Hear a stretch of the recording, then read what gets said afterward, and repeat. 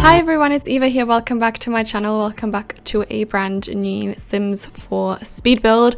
And in today's video, I am building a modern family home just because I do love modern builds so much recently, and I've been building lots and lots of modern builds, but I never really put a kids room in it or like make it a family home. So yeah, I decided to build a family home. I really rarely ever do family homes just because I hate doing kids rooms with a passion. I don't know why that is. It's just, I don't know. It's just not my thing and I'm not very good at it. But yeah, in this one I did try my best to create something that kind of correlates with modern houses. Anyway, you'll see that I think relatively at the end of the speed build. Yeah, I decided to build something modern again. Who's surprised, eh? But before I get fully into this house, I really needed to address something that happened in this speed build that I'm super happy about, because I don't know if any of you remember when I did the modern split level house. That was a couple months ago when the platform update came out. So when they released the platform update, I obviously used the platform tool like obsessively in that one build, like right when it came out. And in that build, I created some really cool modern stairs up, like leading up to the entryway, and they were connected to the platform. And I remember that back then, when I tried to recreate that, I couldn't figure out how I did that, because it would just say, yeah, you can't connect platforms with foundations and blah, blah, blah, blah. And in this build, for some reason, I just tried to do stairs up the entryway again, and all of a sudden, I connected them the same way that I did back when they first came out. So I don't know if they patched that like for a while and then they unpatched it or something, I don't know, but it definitely worked. So and the way I did it was, so you can't connect them when you use the platform tool, so you can't like just drag a platform in between the foundation and the platform, and I didn't do that in the first place. So I tried that trick again, just, you know, trying to see if it works. And I did use the strategy where you basically create that space that you want in between the platform and the foundation, just somewhere else. So I made like I think it was 3 tiles wide, and then raised it up to the height that I wanted it to be, and then I just moved it to where I wanted it to be. So you know how you can click on something and then there's this little like arrow symbol, and then you can move like walls and platforms and stuff like that. And I did that, and for some reason it would go higher. So when I first tried that, that also happened, and it would be like higher than the original height that I'd put it as. But then you can just click the little up and down arrows to make the platforms go lower, and then that for some reason worked. And I remember I tried it in my Christmas house, tried to connect the two and like do those little up and down arrows, and it just wouldn't let me. It just said there's no further way to go down. But in this video, it did. So in this build, I actually was able to connect the platform with the foundation, which I would have never expected. And it was just like so mind blowing. I was like, hold on a second. I needed to take a quick break to like take in what had happened. And I texted my friend Julia, who's also a Sims YouTuber, and I was like, oh my God, look what I just did. And then she was like, oh my God, how did you do that? And I was like, I don't know.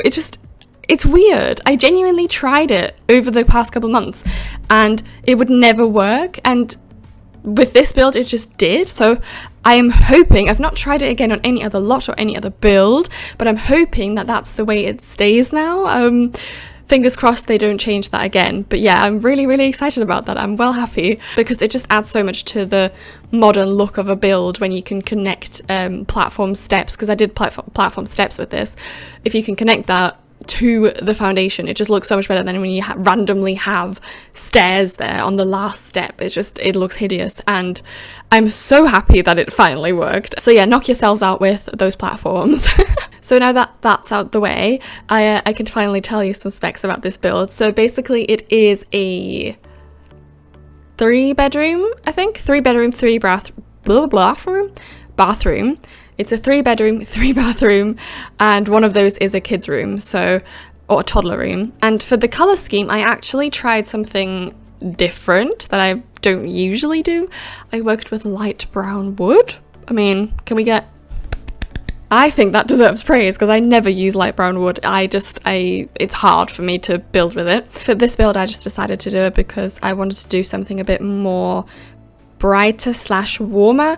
I've been doing a lot of black and dark brown recently, and you know, just want to mix it up really.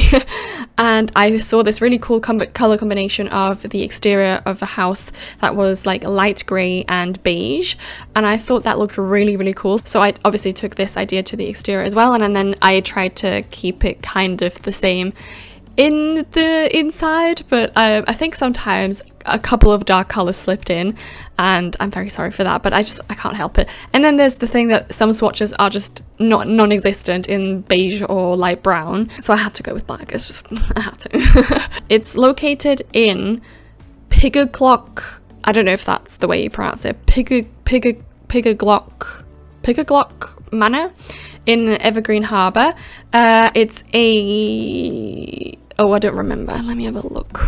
It's a 30 by 20, so it isn't too spacious. I think the lot is relatively small, especially towards the end of the house. I was like running out of space a little bit, but yeah, I do love the exterior. I did struggle a little bit with the floor plan in this. Not gonna lie, the kids' room that I mentioned at the beginning of this video is actually probably one of my favorite kids' rooms I've ever done. I mean, I rarely ever do them, but when I do, I don't know, they always turn out a bit too, I just don't like them normally. Classic Sims 4 bright colors, just not me, you know. Most of the kids' items are full on in your face, and I tried to avoid that with this build because I think it needed to kind of fit in with the rest of the house and the vibe of the rest of the house, which is why I went for this light brown and baby pink kind of theme.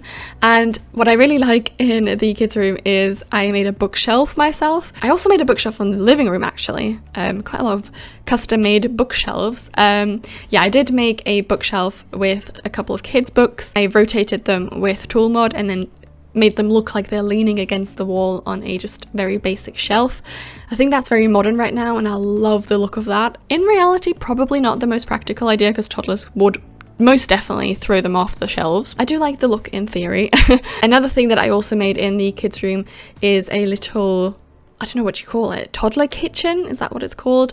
So yeah, I just sized down, for example, the hob, made it look like it's a little toddler kitchen because I remember in the Sims 3 we had a little like muffin baking hob for kids, which I loved, and I'm so upset that they didn't put that in the Sims 4 because that was one of my favorite things to do for kids, like have them bake their own muffins and whatnot and then sell them at like a yard sale. And yeah, even though it's not functional, I love it, and I love the look of that little like toddler kitchen area, and it really reminds me just of The Sims 3, and The Sims 3 was like my main favorite game, I think. I did play Sims 1 and 2 as well, and I loved Sims 2, but Sims 3 was just, I don't know, there was just something about it, probably the open worlds.